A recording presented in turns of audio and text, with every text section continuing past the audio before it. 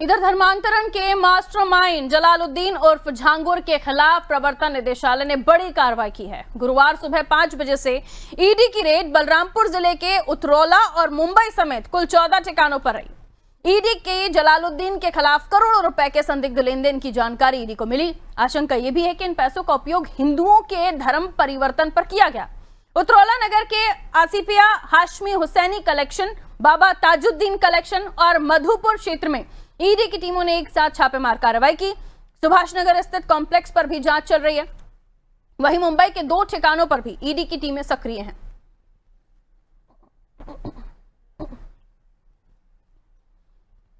झांगुर बाबा उर्फ जलालुद्दीन जिनका नाम झांगुर बाबा है, अलग अलग लोगों की समस्याओं को हल करने के नाम पर यह बाबा फेमस हुआ और बाद में इसके हकीकत से जब पर्दा उठा तो पता चला कि धर्मांतरण का पूरा कारोबार चला रहा था, धर्मांतरण का पूरा बाजार चल रहा था।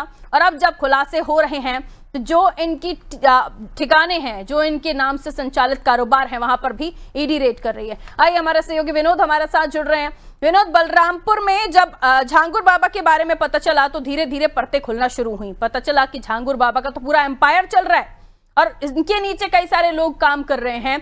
लड़कियों की कास्ट के हिसाब से उनकी रेट तय होती थी। बहुत सारी चीजें जो निकलकर सामने आई, खुलासा हुआ। अब ईडी को ऐसे अकाउंट पता चल रहे हैं जिनमें 100 करोड़ के, 1 करोड़ के, 5 करोड़ के ऐसे करके ट्रांजैक्शंस हुए हैं, लोगों को पैसे बांटे गए हैं। आखिर ये पूरा कारोबार पनप कैसे रहा था, सवाल ये भी है। और अब ईडी किस तरह से कार्रवाई कर रही है, क्या कुछ खुलासे होने की उम्मीद है? जी विनोद। निश्चित तौर पे पाउड, मैं जिस जगह पे मौजूद हूँ ये माधोपुर है। ये झांगुर बाबा और जलालुद्दीन का ये वो आशियाना है जिसको ईडी ने बुलडोजर, जिला प्रशासन ने बुलडोजर चलाकर इसको ध्वस्त कर दिया है। अंदर ईडी जांच कर रही है।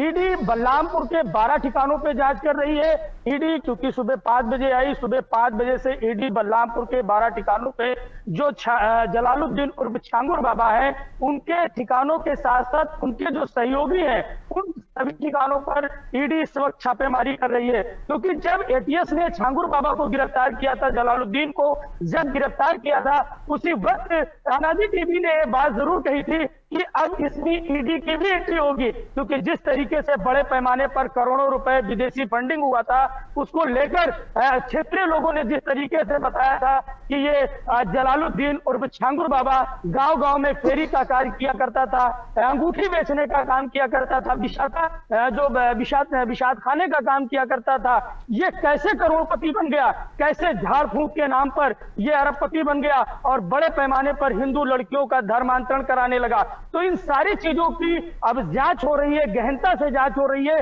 क्योंकि ये जो सामने जो मेरे पीछे ये जो मकान है जिस पर बुलडोजर कार्रवाई हुई है, इस मकान के दस्तावेज खंगाले जा रहे हैं। क्योंकि कहा जाता है कि ये जब जमीन खरीदी गई तो इस जमीन का जो सौदा हुआ, ऑनलाइन जो बैंक के जरिए जो ट्रांसफर हुआ, उसके पैसे की पूरी ईडी जांच कर रही है और नगद जो पैसा दिया गया उसकी भी जांच हो रही है। क्योंकि ये संतोष के नाम से जो जमीन थी बताया जा रहा है, जो जमीन के मालिक थे उनसे ईडी गहनता से पूछताछ कर रही है।